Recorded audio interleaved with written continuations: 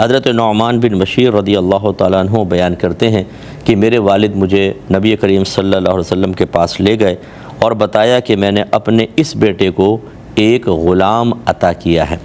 نبی کریم صلی اللہ علیہ وسلم نے پوچھا کہ تم نے اپنے اس بیٹے کی طرح باقی بیٹوں کو بھی اسی کی مثل دیا ہے؟ تو انہوں نے کہا کہ نہیں۔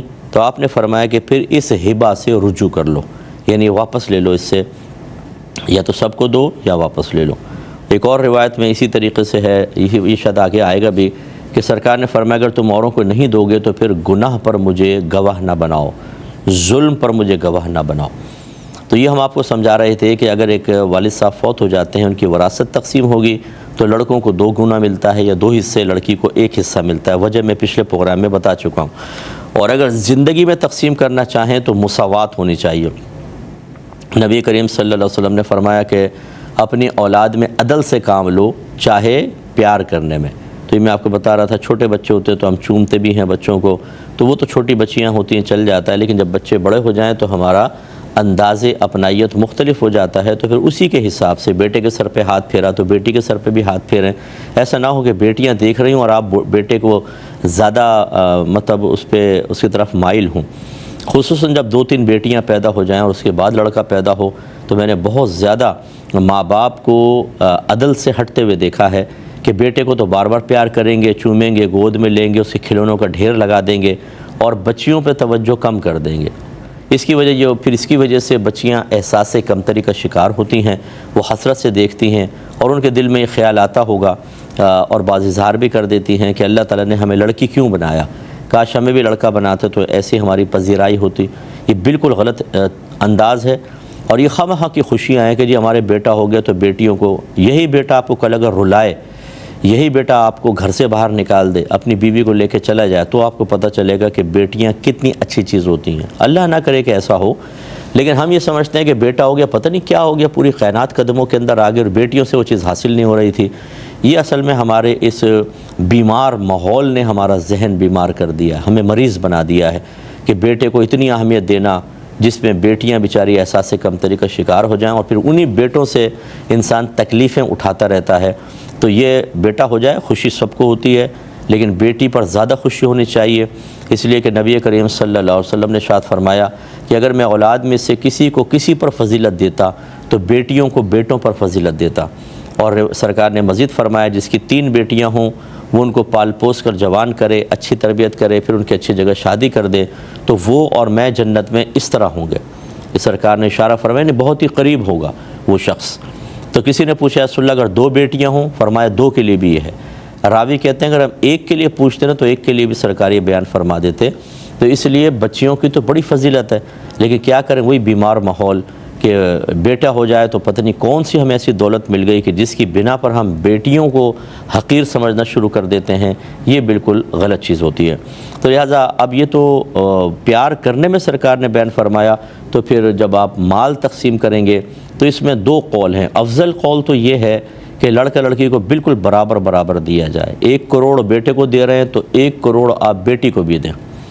اور دوسرا قول جو امام محمد کا ہے وہ یہ ہے کہ جیسے وراثت میں تقسیم ہوتی ہے ایسے ہونا چاہیے کہ 2 حصے لڑکے کو دے دیں، 1 حصہ بیٹی کو عطا فرمائیں کہ آج اگر باپ فوت ہو جائے تو یہ حصہ ملے گا، لیکن افضل صورت پہلے والی ہے۔ اچھا، اب ایک تیسری صورت کہ ایک بیٹے کو سب کچھ دے دیا باقی سب کو محروم کیا، یہ غلط صورت ہوتی ہے، مطلب یہ جائز نہیں ہے کہ آپ سب اولاد کو محروم کریں جبکہ کوئی خاص وجہ بھی نہ ہو۔ ہاں اگر کوئی معقول وجہ ہے، مثال کے طور پہ ایک بیٹا جو ہے وہ مطلب غلیظ قسم کی حرکتوں میں لگا ہوا ہے، شرابیں پیتا ہے، جوا کھیلتا ہے، ناجائز اس کے تعلقات ہیں عورتوں سے، غلط قسم کی عورتوں سے ملتا ہے، ان کو تحائف وغیرہ پہ پیسہ خرچ کرتا ہے۔ اب یہ باپ سمجھتا ہے کہ یہ میرا پیسہ جو رزق حلال میں نے کمایا سب ضائع کرے گا، تو وہ بالکل اس کو محروم کر کے دوسری اولاد کو دے سکتا ہے، لیکن ایسا نہیں کر سکتا کہ تمام بچے ٹھیک ہوں، نارمل ہوں اور وہ ایک کو زیادہ کرے دوسرے کو محروم کرے۔ یہ والی صورت بالکل غلط ہوتی ہے، اور جیسے حدیث میں آئی ہے ایک ہوتا ہے کم و بیشی کرنا کہ ایک بچے کو زیادہ دے دیا دوسرے کو کم دے دیا، یہ اگر ایک کو زیادہ دیا دوسرے کو کم بغیر کسی وجہ کے، یہ بھی مناسب نہیں ہے، غیر مستحب ہے، مکروہ تنزیہی کہہ لیں آپ۔ لیکن اگر ایک کو کم ایک کو زیادہ اس لیے دیا کہ اس کے پاس کوئی دینی فضیلت ہے، مثلا ایک بیٹا عالم ہے، بعمل ہے، نیک ہے، فرمانبردار ہے، دوسرا اتنا نہیں ہے، اس کو اس وجہ سے کچھ زیادہ دے دیا، اس کی بھی گنجائش ہے۔ تو کوشش یہ کرنی چاہیے کہ حتی الامکان عدل سے کام لیں، اپنی اولاد کو برابر برابر دیں۔ اب ہمارے یہاں کیا ہوتا ہے، بیٹے کو ایک دکان دے دی، دوسرے بیٹے کو مکان دے دیا، تیسرے کو ایک پلاٹ دے دیا، ایک کی قیمت ہے 2 کروڑ، اس کی 3 کروڑ، اس کی 4 کروڑ، اور بیٹی کو کتنا دیا ہے؟ بس جو ہم نے شادی میں دے دی نا وہ دے دیا۔ وہ کتنی میں خرچ کیا تھا آپ نے؟ 10 لاکھ، 20 لاکھ، 50 لاکھ، تو یہ 50 لاکھ اور یہاں 2.5-3 کروڑ کے آپ پلاٹ دے رہے ہیں، اور یہ سوچ رہے ہیں کہ بیٹی نے تو چلے جانا ہے، دوسرے اس میں تو چلے جانے کا کیا مطلب؟ اس بیٹی کی وہاں اپنی ضروریات نہیں ہوں گی، وہ اپنی اولاد کے لیے کچھ سیو کرنا چاہے، دیگر معاملات۔ تو یہ جو ہمارے ہاں بے انصافیاں ہیں بہت ہی زیادہ گھروں کے اندر ہو رہی ہیں، جو نہیں ہونی چاہیے، اور اس سے بعض اوقات انسان گناہگار بھی ہو رہا ہے، اس طرح کہ ایک اولاد کو سارا دے دیا، دوسروں کو محروم کر دیا، تو یہ گناہ کی صورت بنتی ہے۔ اس پر اچھی طرح توجہ رکھنی چاہیے۔ اگلی باب کی طرف آتے ہیں، باب الاشہادی فی الہبہ، ہبہ میں گواہ بنانے کا باب۔ 2587 نمبر حدیث پاک ہے، اور وہی حضرت نعمان بن بشیر رضی اللہ تعالی عنہ بیان کر رہے ہیں۔ وہ کہتے ہیں کہ وہ اس وقت ممبر پر تھے اور بیان کر رہے تھے، یعنی نعمان بن بشیر خود ایک بیان کر رہے تھے ممبر پہ بیٹھ کر کہ مجھے میرے والد نے ایک عطیہ دیا، تو حضرت عمرہ بنت رواحہ نے کہا کہ میں اس وقت راضی نہ ہوں گی جب تک تم اس عطیے پر نبی کریم صلی اللہ علیہ وسلم کو گواہ نہ بنا لو۔ لہٰذا وہ نبی کریم صلی اللہ علیہ وسلم کے پاس گئے، پھر کہا کہ میں اپنے اس بیٹے کو جو عمرہ بنت رواحہ سے ہے، گویا کہ یہ نعمان بن بشیر کی والدہ ہیں، ایک عطیہ دیا ہے، تو اس نے مجھ سے یہ کہا کہ میں آپ کو اس تحفے پر گواہ بناؤں۔ رحمت کونین صلی اللہ علیہ وسلم نے دریافت فرمایا، کیا تم نے اپنے تمام بیٹوں کو اس عطیہ کی مثل دی ہے؟ انہوں نے کہا کہ نہیں۔ آپ نے فرمایا، پس تم اللہ تعالیٰ سے ڈرو اور اپنی اولاد کے درمیان مساوات کرو، عدل سے کام لو۔ حضرت نعمان نے بیان کیا، پھر میرے والد واپس گئے اور اس عطیے سے رجوع کر لیا، یعنی اوروں کو دینے کے لیے نہیں ہوگا تو پھر ان سے بھی واپس لے لیا گیا۔ اس حدیث سے بھی یہ پتہ چلا کہ اپنے اولاد میں مساوات مطلوب شرع ہے۔ نبی کریم صلی اللہ علیہ وسلم نے یہی پیغام دیا کہ تمام اولاد کو برابر دو، اور اگر نہیں ہے تو پھر کسی کو بھی مت دو۔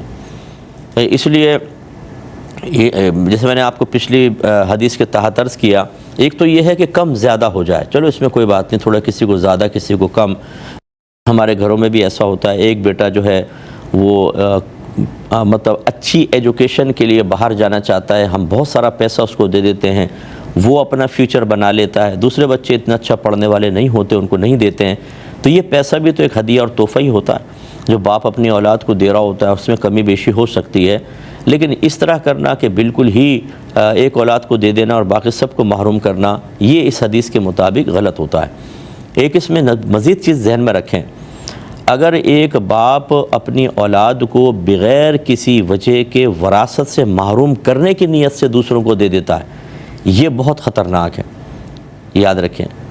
مثلا ایک بیٹا ہے، تھوڑا بہت نافرمان ہوا، وہ اب اتنا بھی نہیں ہے، ہوتا ہے سب کچھ، تو اب آپ نے کہا کہ میں اس کو تو بالکل کچھ نہیں دوں گا، باقی سب کو دے دوں گا، اور یہ وراثت سے میری محروم رہے۔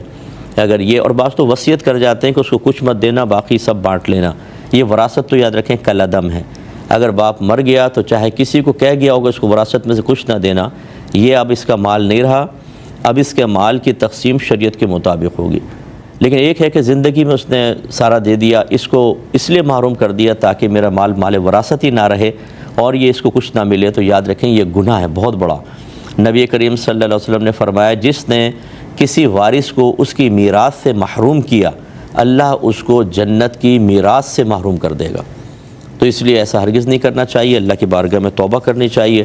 امید ہے کہ جو باتیں ہم آپ کو سمجھا رہے ہیں، اگر آپ میں سے کسی کے ساتھ ایسے معاملات ہیں تو اللہ کی بارگاہ میں توبہ کرے۔ آپ کے ساتھ نہیں ہے، آپ کے خاندان میں ایسا ہوا ہے تو واجب ہے آپ پر کہ یہ ہمارا پروگرام ان کو دکھوائیں اور ان کو پیار محبت سے سمجھائیں کہ دنیا، دولت، شہرت، عزت سب یہیں رہ جائے گی، اللہ کی بارگاہ میں اعمال جائیں گے، اور وہاں جا کے پچھتانا پڑا تو بہت ہی بڑا خسارہ ہوگا۔